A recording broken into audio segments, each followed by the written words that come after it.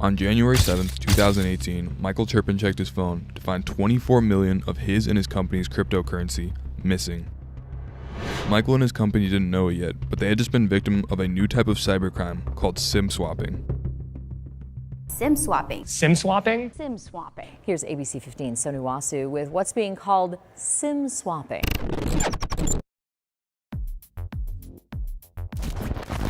"2,500 miles away, the man who hacked Turpin was a 21-year-old rich kid living in Manhattan. This is Nicholas Truglia. Nicholas had been living in Manhattan off of money he stole using SIM swapping, and living he was, bottle service, private jets, models. He was living it up. He used money to fuel his insane party lifestyle. When he was finally arrested on November 14th for a different SIM swap attack, he is said to have been involved in over $100 million in hacks. So who is the hacker Nicholas Truglia? How did he perpetuate one of the largest cyber crimes in US history? And did he work alone?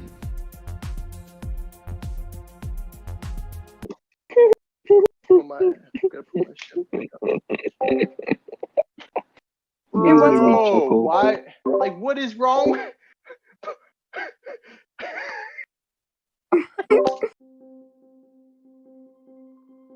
Nicholas Truglia is from Ocoee, Florida.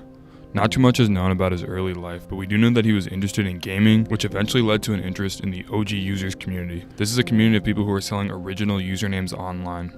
OG users has since been taken down, but there are other communities that have taken their place, and these communities are known for being very toxic and having a lot of hackers in them. Anyways, OG users will become important later on in Truglia's story. In the years leading up to the $24 million hack, Nicholas Truglia was living at home. From what we can tell, he was pretty lonely, not having a lot of friends besides the ones he made online. But at some point, Nicholas Truglia hacked a man for $1 million. This was his first major SIM swap attack.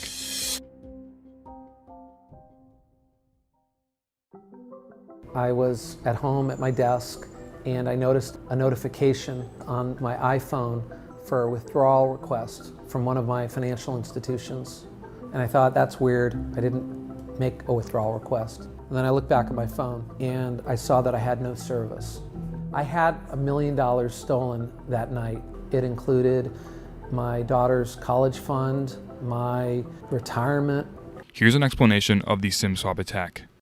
So think of it like this. A hacker buys a phone, then calls the phone company AT&T T-Mobile and asks them to switch your number to the phone that they just bought. What this allows them to do is use two-factor authentication against you. So when you think that Google is helping you by using your phone number to verify your identity, it's actually the opposite. Because since the hackers now control your phone number, they can just use reset my password features to take over your accounts. So yeah, believe it or not, two-factor authentication is actually less secure than just having like one password. The entire process can take as short as 20 minutes and take a victim from having $1 million in cash to literally not 1 cent left.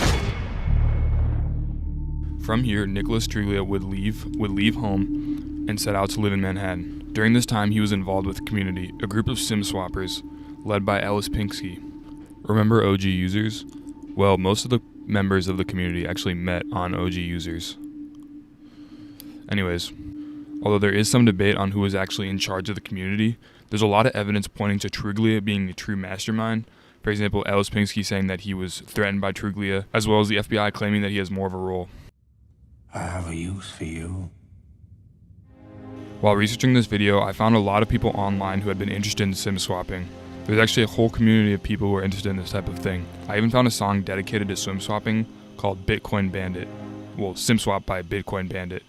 Oh my god. It's the Bitcoin Bandit.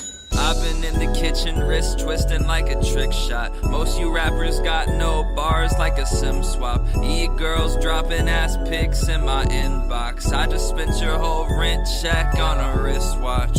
1080 Ti in my system. Yeah. I make your T-Mobile go missing. Yeah. I hear respect in these women. Yeah. She tell me her problems, I listen. Whoa. I just pulled up in that foreign. Made 50K off extortion. Yeah. My Twitter, you couldn't afford it.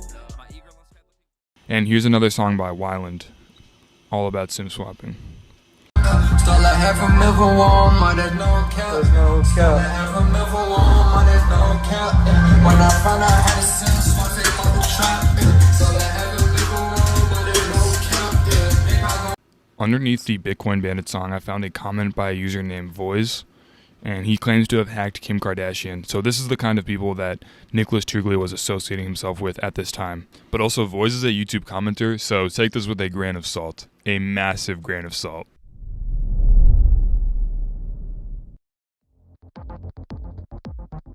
So with a lot of pressure on from his first attack, the $1 million attack, Nicholas Truglia felt like he needed to make more money since he was splitting a lot of the money with the community. This is when Michael Turpin comes in. Nicholas and his associates stalked Michael Turpin online.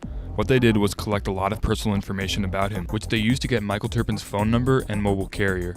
From there, they bribed AT&T employees to switch Michael Turpin's SIM card to a SIM card that they controlled. Finley, how's it going, man? Fox LA, can we talk to you real quick about SIM swapping? No.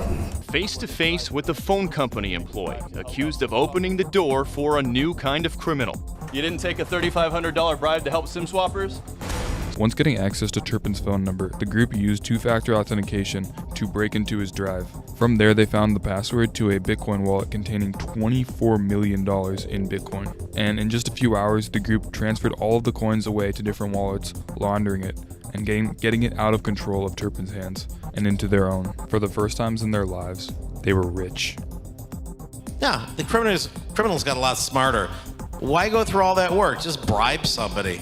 And that's what happened with me, and that's what happens in most cases. And, for a couple $100, they make, in my case, $24.7 million. At this point, Truglia has crossed over from just being a kid interested in hacking, which a lot of people are interested in at a younger age, to a actual hardened criminal. There's a lot of evidence at this time that he would steal needlessly, for example, going to a restaurant, getting a high bill, and then walking out without paying.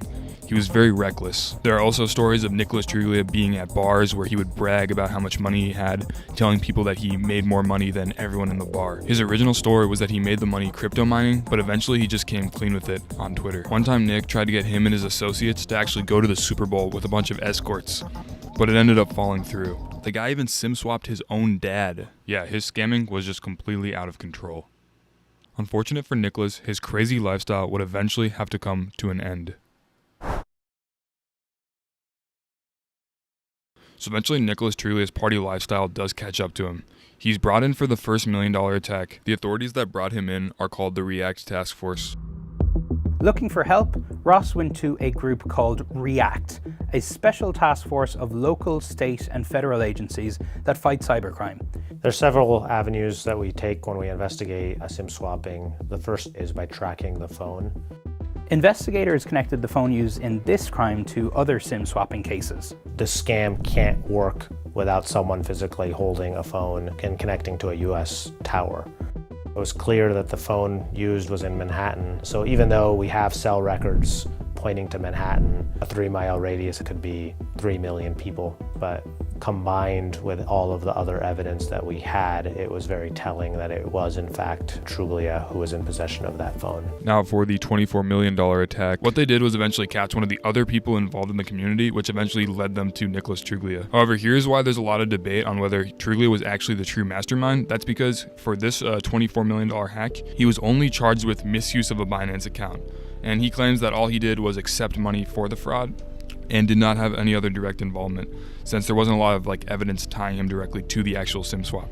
So yeah, Nicholas Truglia would face 18 months for his crime, as well as having to pay over $70 million in restitution to Michael Turpin. However, most of this money has likely not been paid back, since Ellis Pinsky has not paid his back, according to Michael Turpin, and it seems like most of the money has already been spent, if not hidden away. Then, you find out it's the best part.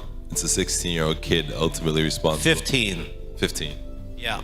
So I'm still under the impression, we've talked about this several times, I'm still under the impression you should get this kid a job. This kid's a genius. 15 years old, he was incredible. Well, he was a con man, but he was a genius. I think he should get a job, but he should give at least half of that income to me until I'm paid back. Oh, I agree with that too. But listen, this kid was 15, and listen to what this kid did. Go ahead. The reason why I think that Truglia was probably a mastermind is because he seems to be a serial criminal.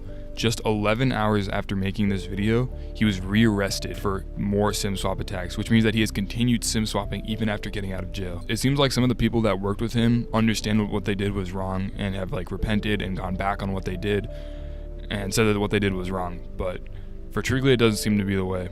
It seems like he is going to continue to be a criminal. He was willing to take a man's retirement from him, and I just don't think that there's a whole lot of redeeming qualities here. But as bad as Truglia was, he was still just part of a much larger problem. SIM swapping has been on the rise.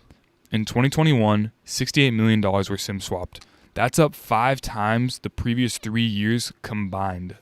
The criminals have gotten smarter and more sophisticated. So what does that mean for society? We live in a society. So what does that mean for society if you're not safe online? And how do you protect yourself from SIM swapping? But anyways, back to the case. Nicholas Truglia seems like the kind of friend who would stab you in your back.